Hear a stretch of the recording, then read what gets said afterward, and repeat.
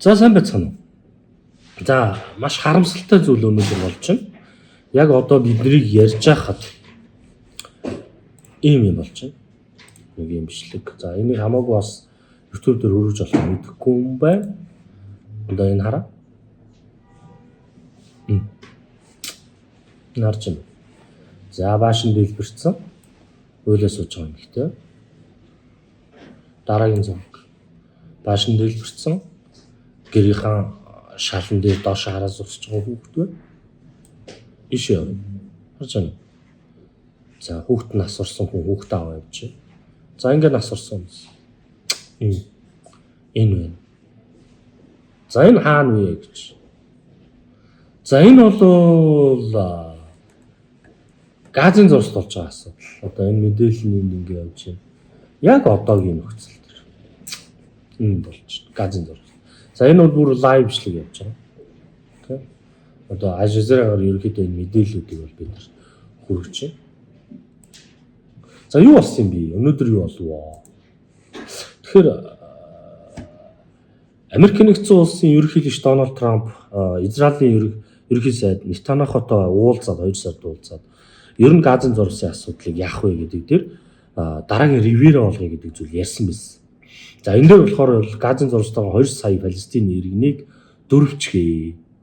За дөрвөөд Йордан болон Египт рүү явчихаа гэдэг зүйлийг ярьсан. За энэ дээр Йорданы ханхүүтэй хаантай уулзсан. Тэгээ энэ дээр бол Йордан ямар нэгэн хариу өгөхгүй байхад нь танах энэ иргэдийг хүлээж аваа. Хүлээж авахгүй бол биднэрт та нарт жил болгон өгдөг тусламжийн мөнгийг 1 тэрбум орчим гэж байгаа.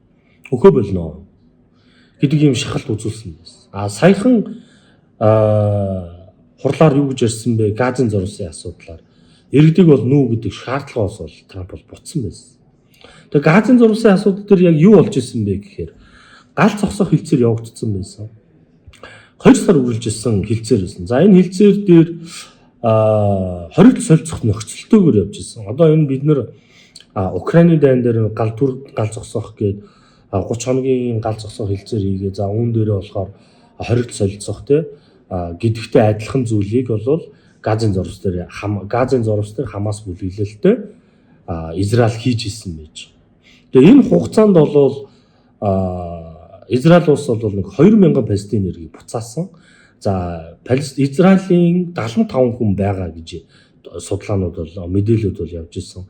За үүнээс бол нэг 20-30-ыг нь авсан. Үлдсэн хүмүүсийг ерөөсөө өгөхгүй байгаа гэдэг. Нэг иймэрхүү зүйл яригдчихсэн. Тэгээ энэ гал зогсоох хилцээрийн хугацаанд өчигдөр дууссан. За ингээл өчигдөр дуусаагүй юу? Израиль Палестин руу буюу Газын зурслог бөмбөг пуж авч гисэн дорооны дайралтууд хийчихсэн. Үр дүнд нь одоогийн байдлаар өглөө 66 байсан. За ингээд нөгөө өгсөн хүний тоо нэмэгдсээр хагаад одоогоор 300 хүн нас орсон байж. Тэгээ яг ийм процесс хизээ болж исэн бэ гэхээр 2024 онд болж исэн. 2024 оны өдид юм байна. 2 сард бэрдүү хаа. Бас инхийн хилцээр хийцэн байж байгаа Хамас бүлэг Израиль руу 800 бууж авсан байж байна.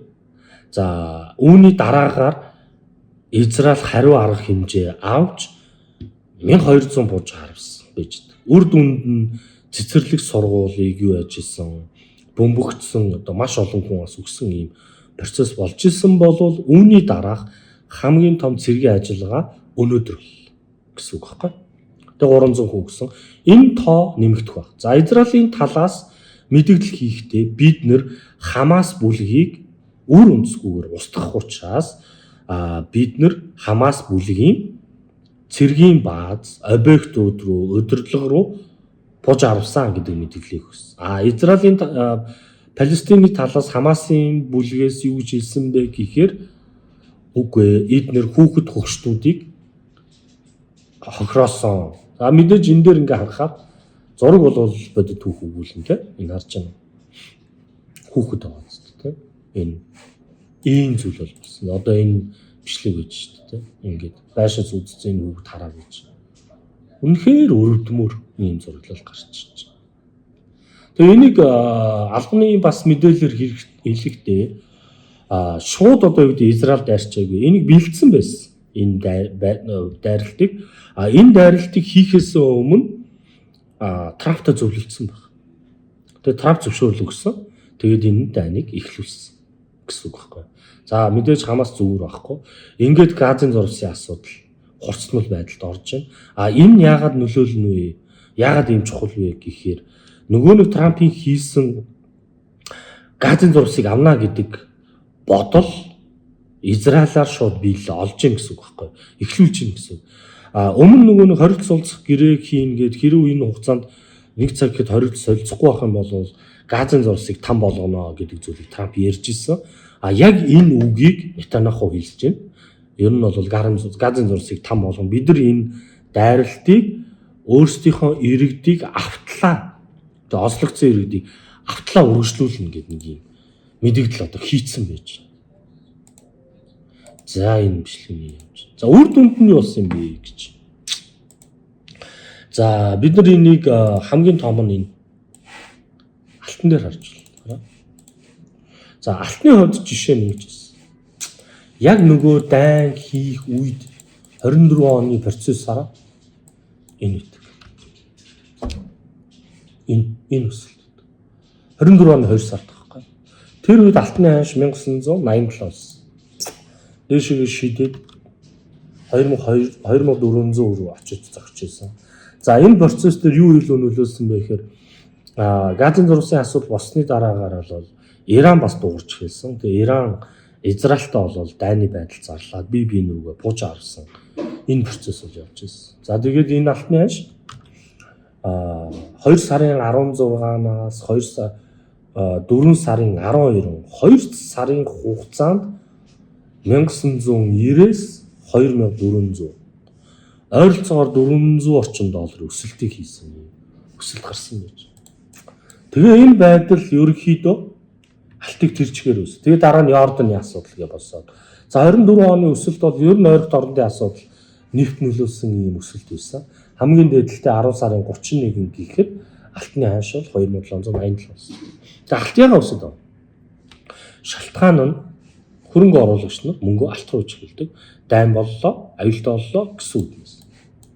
За тэгээ энэс хойш энэ асуудал тий он гарснаас хойш алт бол дахиад тасралтгүй 2581-ээс өсөөд 2900 хүртэл өссөн шалтгаан нь 200 орчим доллар. Украин дайны илжлийн асуудлаас болоод ийм юм болж байна. За гэтэл өнөөдөр өслөө энэ арга алтны бүх цагийн үеийн дээд ханшийг дүнгэж 2 сарын 23-нд 2955 гэдэг үнийг тогтоож ирсэн бол өчигдөр өнөөдөр хоёрын ханшийн хөдөлгөөн ялангуяа өнөөдрийн ханшаа бүх цагийн үеийнхэн дээд ханшийг эвдэж 3016 доллар л одоогор очсон юм чинь. Тэгэхээр энэ зогсохгүйгүй л үгүй болчихж байна. Тэгээ энэ дээр өнөөдөр юг харах хэрэгтэй вэ гэхээр орой 21 цагаас хойш Трамп ямар мэдээлэл хийх вүлээ. Израилийн талыг дэмжиж ер нь Хамасыг устгана. Одоо энэ Палестинтууд бол нүүх хэрэгтэй ч юм уу те. Иймэрхүү мэдээлэл хийх юм бол энэ даа нэлээд хурцдах юм байна гэж үзээд алтны ханш бол ахихад дэшгээ явах хандлагатай байж. Тэгэхээр одоо бид нар Украины асуудлаас гадна тийм үү. Өнөөдөр уулна Украины асуудлаар Путин Трамп хоёр уцаар ярих хэрэгтэй байна.